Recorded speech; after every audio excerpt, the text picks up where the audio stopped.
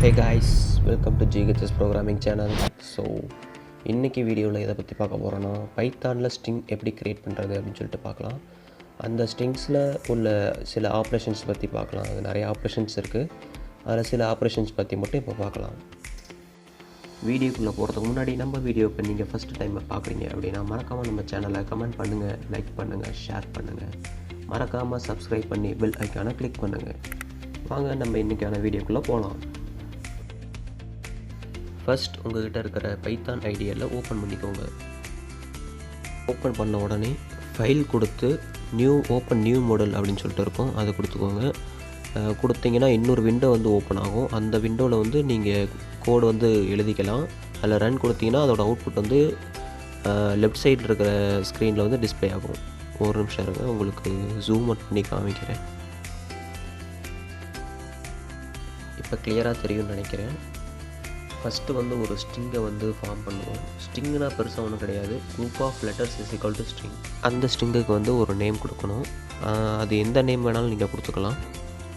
நான் வந்து str1 அப்படின்னு சொல்லிட்டு கொடுக்குறேன். STRனா ஸ்ட்ரிங்னு சொல்லுவாங்க, ஸ்ட்ரிங்கோட ஷார்ட் ஃபார்ம் STRன்னு சொல்லிட்டு கொடுத்துக்கிறேன்.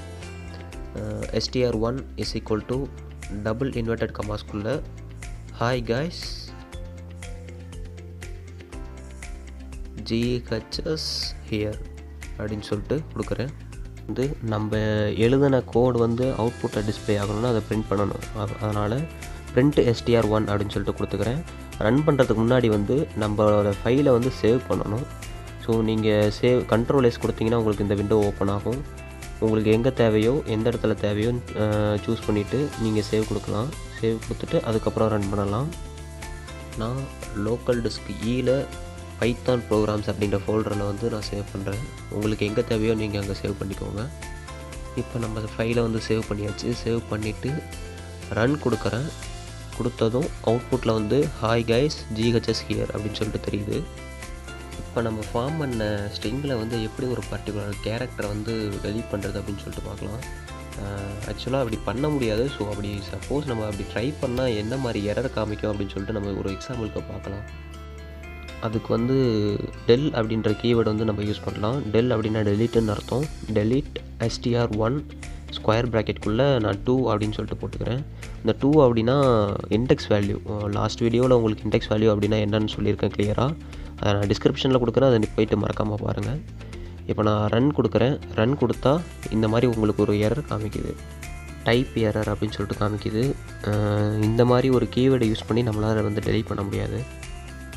அடுத்து பிரிண்ட் str1 அப்படின்னு சொல்லிட்டு கொடுத்து பார்க்கலாம். பிரிண்ட் ஆகுதா அப்படின்னு சொல்லிட்டு பார்க்கலாம். ரன் கொடுத்தா அப்பயும் அந்த எரர் தான் காமிக்குது. ஏன் அப்படி காமிக்குதுன்னா, நம்ம இந்த மாதிரி ஒரு கீவேர்டை யூஸ் பண்ணி இந்த மாதிரி மெத்தடில் வந்து நம்மளால் ரிமூவ் பண்ண முடியாது. அதனால தான் அப்படி காமிக்குது, டைப் எரர் அப்படின்னு சொல்லிட்டு காமிக்குது. நெக்ஸ்ட்டு வந்து ஒரு எலமெண்ட் எப்படி ரீப்ளேஸ் பண்ணலாம். எலமெண்ட்டை மட்டும் கிடையாது, ஒரு வேர்டையே ரீப்ளேஸ் பண்ணலாம். அதுக்கு வந்து அந்த வேர்டு வந்து நம்பர் ஆஃப் டைம்ஸ் வந்து ரிப்பீட்டடாக இருந்ததுன்னா நான் காமிக்கலாம். ஸோ இங்கே வந்து எனக்கு ரிப்பீட்டடாக அதிகமாக இருக்கிற லெட்டர் வந்து H அப்படின்ற ஒரு லெட்டர் வந்து அதிகமாக இருக்குது. ஸோ அதை நான் வந்து W அப்படின்ற ஒரு லெட்டராக நான் ரீப்ளேஸ் பண்ணுறேன். அதுக்கு வந்து ரீப்ளேஸ் அப்படின்னு சொல்லிட்டு ஒரு கீவேர்டு இருக்குது. அந்த கீவேர்டை யூஸ் பண்ணி நம்ம மாற்றிக்கலாம். அதுக்கு நான் பிரிண்ட் பேரந்தசிஸ்குள்ளே str1 டாட் ரீப்ளேஸ்க்கு அடுத்து ஒரு பேரந்தசிஸ் போட்டு அதில் டபுள் இன்வெர்டட் கமாஸ் போட்டுக்கோங்க. ஃபஸ்ட்டு வந்து எந்த எலமெண்ட்டை வந்து நீங்கள் ரீப்ளேஸ் பண்ண போகிறீங்க அப்படின்னு சொல்லிட்டு போடணும். நம்ம வந்து இப்போ ஸ்மால் ஹச் தான் மாற்ற போகிறோம். அதனால் நான் ஸ்மால் ஹச் அப்படின்னு சொல்லிட்டு போடுறேன். ஏன்னா ஸ்மால் ஹச் வந்து 2 டைம் இருக்குது. ஸ்மால் ஹச் அப்படின்னு போட்டுட்டு மீண்டும் டபுள் அந்த இன்வெர்டட் கமாஸ் வந்து க்ளோஸ் பண்ணிக்கோங்க. அதுக்கப்புறம் டபுள் இன்வெர்டர்ஸ் கமாக்கு அப்புறம் டபுள் இன்வெர்டட் கமாஸ் வந்து ஓப்பன் பண்ணிவிட்டு W அப்படின்ற லெட்டர் மாற்ற போகிறோம்ல, அதனால் நான் W அப்படின்னு சொல்லிட்டு கொடுத்துட்டு அந்த இன்வெர்டட் கமாஸ் வந்து க்ளோஸ் பண்ணிவிட்டு பேரந்தசிஸ் க்ளோஸ் பண்ணிக்கிறேன். க்ளோஸ் பண்ணிவிட்டு இப்போ நான் ரன் கொடுத்தா உங்களுக்கு வந்து அவுட்புட்டில் அந்த ஸ்மால் ஹச் அப்படின்னு இருக்குல்ல, அந்த ஸ்மால் ஹச் இருக்கிற இடத்துலலாம் W அப்படின்னு சொல்லிட்டு தெரியும். நீங்கள் அந்த டிஃப்ரென்ஸ் பாருங்கள் கீழே அவுட்புட்டில். நெக்ஸ்ட்டு வந்து அந்த ஸ்மால் ஹச்சை வந்து கேபிட்டல் ஹச்சாக நான் அதில் மாற்றிட்டு ரன் கொடுத்தேன்னா ஃபஸ்ட்டு வந்து அந்த ஹாய் கைஸ்ன்னு இருக்குல்ல, அதில் வந்து WAIயாக மாறி இருக்கும். ஸோ இப்படி தான் நம்ம வந்து லெட்டர்ஸ் வந்து ரீப்ளேஸ் பண்ணலாம் அந்த மாதிரி கீவேர்ட்ஸ் யூஸ் பண்ணி. நெக்ஸ்ட்டு வந்து கன்கேட்டினேஷன் ஆஃப் ஸ்ட்ரிங் அப்படின்னா 2 ஸ்ட்ரிங் வந்து தனித்தனியாக இருக்கும். அந்த 2 ஸ்ட்ரிங்கை வந்து ஒரே ஸ்ட்ரிங்காக எப்படி மாற்றுறது அப்படின்னு சொல்லிட்டு பார்க்கலாம். அதுக்கு பேர் தான் கன்கேட்டினேஷன். ஸ்டார்டிங்கில் string 1 hi guys GHS here அப்படின்னு சொல்லிட்டு எழுதியிருப்போம்ல, அந்த ஸ்ட்ரிங்கோட 4 மெம்பர்ஸ் டீம் அப்படின்னு சொல்லிட்டு ஒரு ஸ்ட்ரிங்கை வந்து நம்ம ஜாயின் பண்ண போகிறோம். அதுக்கு வந்து ப்ளஸ் சிம்பிள் யூஸ் பண்ண போகிறோம். String 1 plus equal to double கொட்டேஷனில் 4 மெம்பர்ஸ் டீம் அப்படின்னு சொல்லிட்டு டபுள் கொட்டேஷன் க்ளோஸ் பண்ணிவிட்டு இப்போ நம்ம ரன் பண்ணி பார்க்கலாம். ரன் கொடுத்ததுக்கப்புறம் அவுட்புட்டில் hi guys GHS here 4 members team அப்படின்னு சொல்லிட்டு வந்துருச்சு. இப்போ அந்த GHS ஹியர் அப்படின்றதுல அந்த ஹியருக்கு அப்புறம் ஸ்பேஸ் இல்லாமல் அப்படியே 4 மெம்பர்ஸ் டீம் அப்படின்னு சொல்லிட்டு கண்டினியூஸாக பிரிண்ட் ஆகிடுச்சு. அங்கே ஸ்பேஸ் வேணும்னா நம்ம கோடு எழுதியிருக்கோம்ல, அந்த இடத்துல வந்து அந்த டபுள் கொட்டேஷன் இருக்குல்ல, 4க்கு முன்னாடி டபுள் கொட்டேஷன் போட்டிருக்கோம்ல, அந்த இடத்துல ஒரு ஸ்பேஸ் கொடுத்து ரன் பண்ணினா இங்கே வந்து ஸ்பேஸ் விழுந்துடும். நெக்ஸ்ட்டு வந்து அப்பெண்டிங் பார்க்க போகிறோம். அப்பெண்டிங் கன்கேட்டினேஷன் எல்லாம் கிட்டத்தட்ட சேம் ஒரே மாதிரியாக தான் இருக்கும். 2 ஸ்ட்ரிங்கை வந்து ஜாயின் பண்ணுறது தான். மீண்டும் ஸ்ட்ரிங் 1ஓட லேர்ன் பைத்தான் அப்படின்ற ஸ்ட்ரிங்கை வந்து அப்பெண்ட் பண்ணலான் இருக்கேன். அதனால் str1 plus equal to double கொட்டேஷனில் லேர்ன் பைத்தான் போட்டுட்டு பிரிண்ட் பண்ண போகிறேன். பிரிண்ட் பண்ணால் ஹாய் கைஸ் GHS ஹியர், அதுக்கப்புறம் அதை கண்டினியூஸாக லேர்ன் பைத்தான் அப்படின்னு சொல்லிட்டு வந்துடுது. உங்களுக்கு அந்த இடத்துல ஸ்பேஸ் வேணும்னா நம்ம இன்னும் சொன்ன மாதிரி அந்த டபுள் கொட்டேஷன் பக்கத்தில் ஒரு ஸ்டார்டிங்கில் டபுள் கொட்டேஷன் இருக்குல்ல, லேர்னுக்கு முன்னாடி ஒரு ஸ்பேஸ் கொடுத்து ரன் கொடுத்தா உங்களுக்கு அந்த இடத்துல ஸ்பேஸ் விழுந்துடும். நெக்ஸ்ட்டு வந்து ஒரு ஸ்ட்ரிங்கை எப்படி ரிப்பீட்னா 3 times 4 times 5 times 10 times 100 times வரைக்கும் நீங்கள் ரிப்பீட் கொடுத்துக்கலாம். அதுக்கு வந்து ஒரு ஆப்ரேஷன் யூஸ் பண்ணுவோம். மல்டிபிள் சிம்பிள் இருக்குல்ல, அதுதான் ஆப்ரேஷன் சொல்லுவாங்க. ப்ளஸ்ஸு மைனஸ் மல்டிபிள் டிவைடு இதெல்லாம் ஒரு ஆப்ரேஷன்ஸ். ஸோ அந்த மல்டிபிள் சிம்பிள் யூஸ் பண்ணி நம்ம GHS ப்ரோக்ராமிங் அப்படின்ற ஒரு ஸ்ட்ரிங்கை 4 டைம்ஸ் வந்து நம்ம ரிப்பீட் பண்ணிக்கலாம். அதுக்கு வந்து நான் string 3 is equal to GHS programming அப்படின்னு சொல்லிட்டு டபுள் கொட்டேஷனில் எழுதிக்கிறேன். நெக்ஸ்ட்டு பிரிண்ட் str3 அந்த மல்டிப்ளிகேஷன் சிம்பிள் போட்டு 4 அப்படின்னு சொல்லிட்டு போட்டுட்டு நான் ரன் கொடுத்தேன்னா GHS ப்ரோக்ராமிங் வந்து 4 டைம்ஸ் வந்து அவுட்புட்டில் வந்து டிஸ்பிளே ஆகும். நான் ரன் கொடுத்துட்டேன். அவுட்புட் ஸ்க்ரீனில் வந்து GHS ப்ரோக்ராமிங் அப்படின்னு சொல்லிட்டு 4 டைம்ஸ் வந்து பிரிண்ட் ஆகிருக்கு பார்த்தீங்கல்ல. நெக்ஸ்ட்டு வந்து ஸ்ட்ரிங் ஸ்லைசிங்னால் ஒரு ஸ்ட்ரிங்கில் இந்த எலமெண்ட்லேருந்து இந்த எலமெண்ட் வரைக்கும் தனியாக இண்டெக்ஸ் வேல்யூ கொடுத்து நம்ம வந்து பிரிண்ட் பண்ணிக்கலாம். ஸோ இப்போ அதை பற்றி பார்க்கலாம். இப்போ நான் ஸ்ட்ரிங் 3லேருந்து ஜியை மட்டும் இப்போ எனக்கு தனியாக வேணும். அந்த வேர்டு மட்டும் இப்போ நான் அந்த லெட்டர் மட்டும் எனக்கு இப்போ தனியாக பிரிண்ட் ஆகணும்.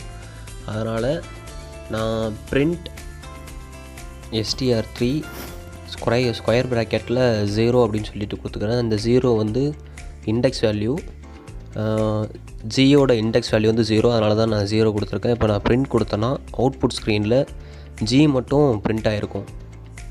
ஹைலைட் பண்ணியிருக்கேன் பாருங்கள். நெக்ஸ்ட்டு வந்து பிரிண்ட் str 0:4 அப்படின்னு சொல்லிட்டு கொடுக்குறேன். இது என்ன ரேஷியோ மாதிரி கொடுத்துருக்கேன்னா, ஃபஸ்ட்டு 0 வந்து ஸ்டார்டிங் வேல்யூ, செகண்டு வந்து எண்டிங் வேல்யூ. இப்போ நான் 4 கொடுத்துருக்கேன்னு வச்சுக்கோங்களேன், 4 வரைக்குமே பிரிண்ட் ஆகாது.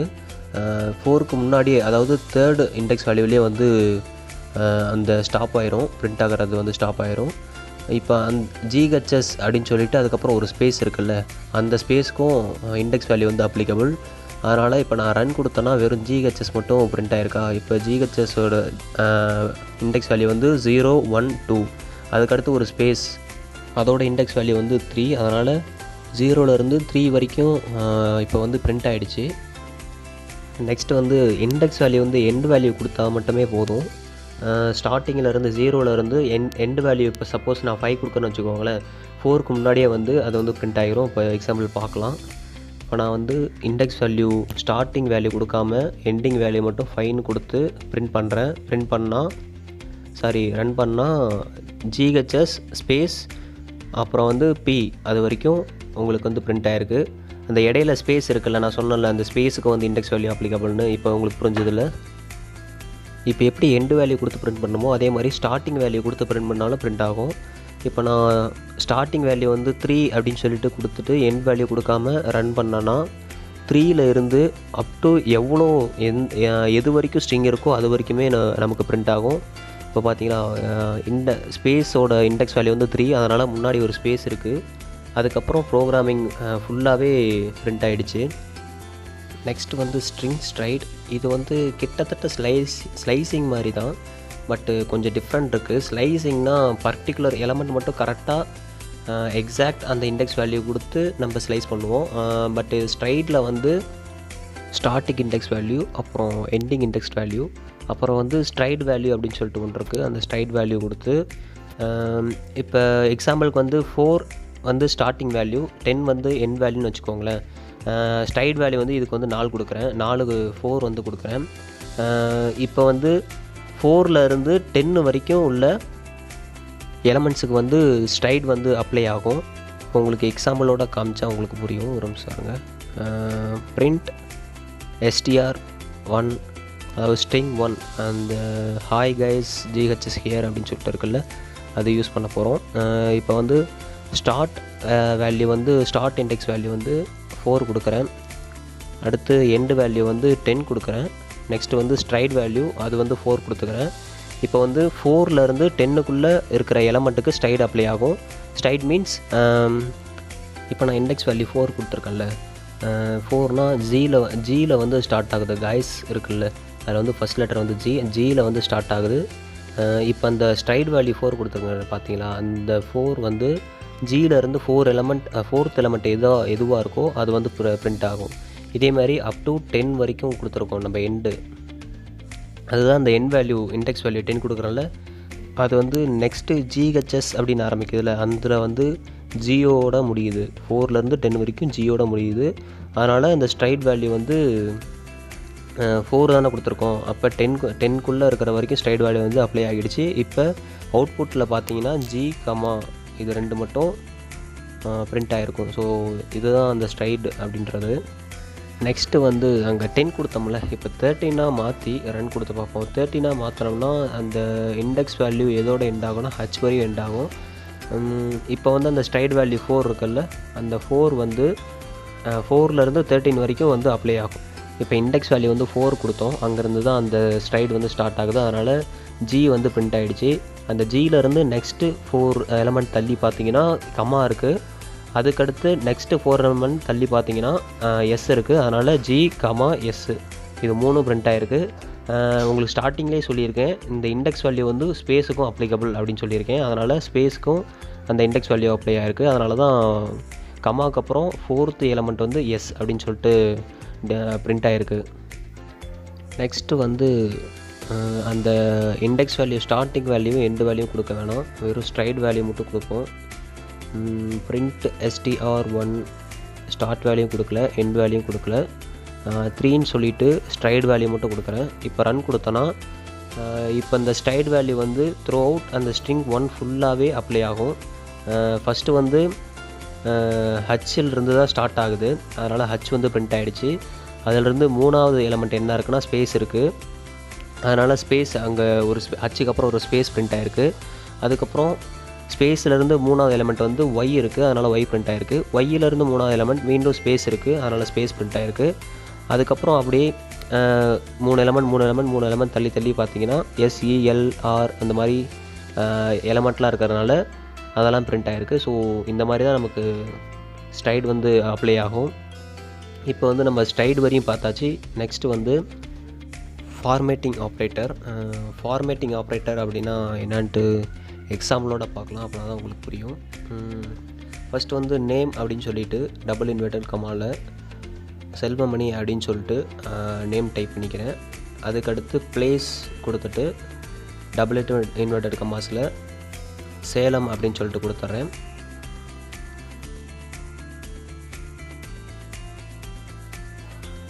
நெக்ஸ்ட்டு வந்து பிரிண்ட் அப்படின்னு சொல்லிட்டு கொடுத்துட்டு பேரந்தசிஸ்குள்ளே டபுள் இன்வெர்டட் கமாஸில் நேம் செமிகோலன் %S. அந்த %S எதுக்குன்னா மேலே செல்வமணி அப்படின்னு சொல்லிட்டு நேமுக்கு நேராக கொடுத்துருக்கல, அதை வந்து இந்த இடத்துல வந்து ஸ்டோர் ஆகணும். அதனால் %S அப்படின்னு சொல்லி கொடுத்துக்கிறேன். அதே மாதிரி பிளேஸும் அதே மாதிரி தான். பிளேஸ் கொடுத்துட்டு செமிகோலன் கொடுத்து %S அப்படின்னு சொல்லிட்டு நான் கொடுத்துக்கிறேன்.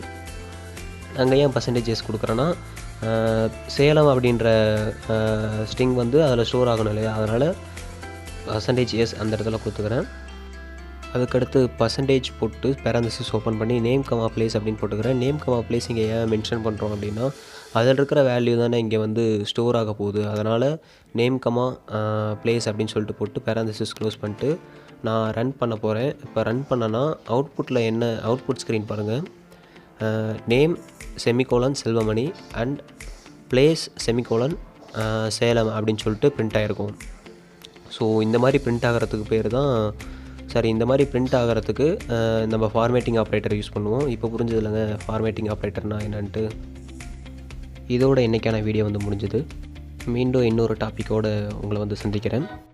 ஸோ இந்த வீடியோ உங்களுக்கு வந்து பிடிச்சிருந்ததுன்னா மறக்காமல் உங்கள் ஃப்ரெண்ட்ஸுக்கு ஷேர் பண்ணுங்கள், கமெண்ட் பண்ணுங்கள், லைக் பண்ணுங்கள். மறக்காமல் சப்ஸ்கிரைப் பண்ணி பெல் ஐக்கானை கிளிக் பண்ணுங்கள்.